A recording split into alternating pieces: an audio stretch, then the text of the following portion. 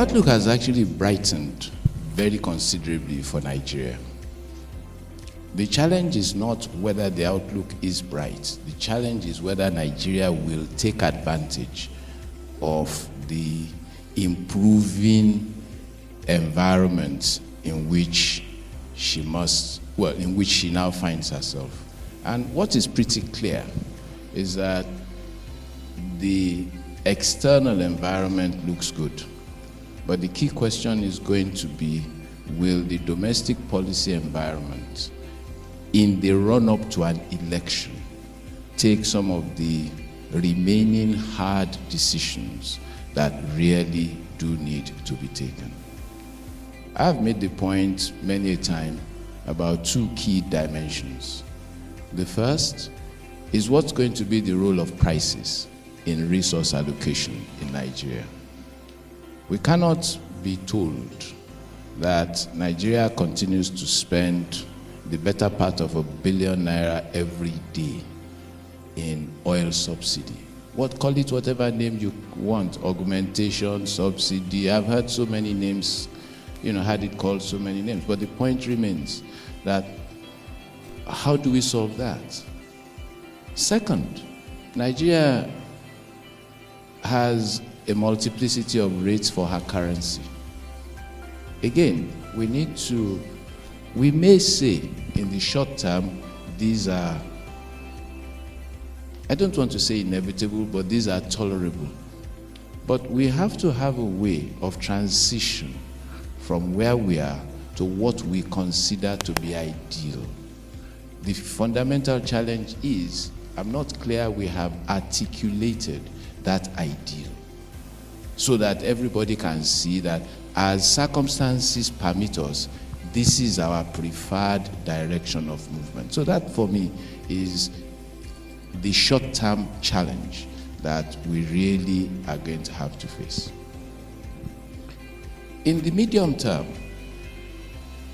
there are a number of things that are happening which I think are not just commendable, but we hope will come to fruition soon enough.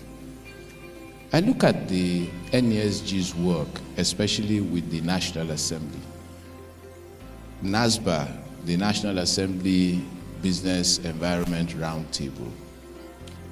And if you look at some of the legislation going through the National Assembly today, especially those pieces of legislation that deal with infrastructure, in my view, they are potentially huge game changers.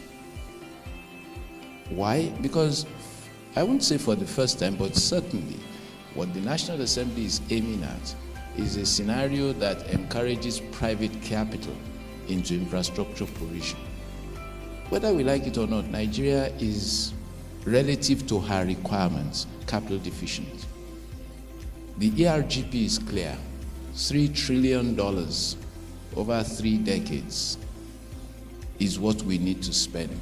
And so if you're going to spend $3 trillion at the rate of $100 billion a year, all the states' federal budgets do not amount in total to less than half of that. And so whether we like it or not, private capital has to come to the table. Now, the challenge is, in the run-up to an election, will all these bills come to fruition? Will they be passed, and will they be assented to?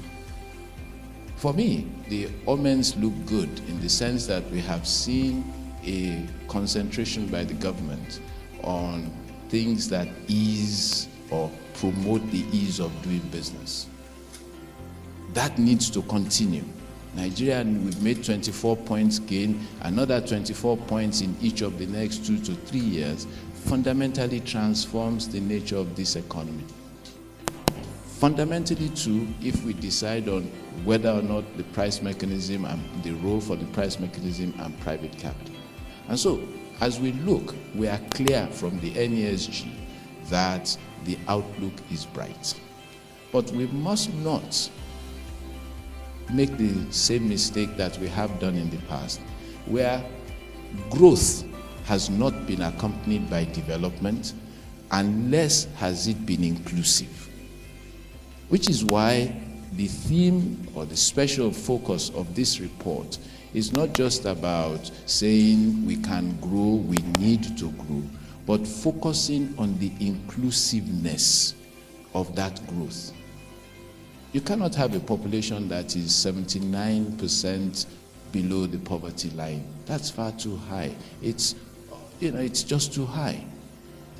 I was in a conversation yesterday where a friend reminded me that what we now term the Arab Spring started in the least expected areas. And so you can then imagine how our own at 79% poverty kind of looks like. And so what this report has sought to do is not just to highlight the growth opportunities, the brightening nature of the outlook, but also to draw the attention of public and private policymakers to the fundamental challenge of ensuring inclusion. That it is only by inclusion, by ensuring inclusive growth, that Nigeria's cohesiveness can be assured. It is only by ensuring cohesive growth that peace can come. It's only by ensuring cohesive growth. In fact, inclusive growth has kind of a spiraling out effect, a positive reinforcing spiral. People included in growth have more money to spend, businesses have better opportunities. It's a virtuous cycle, if you like.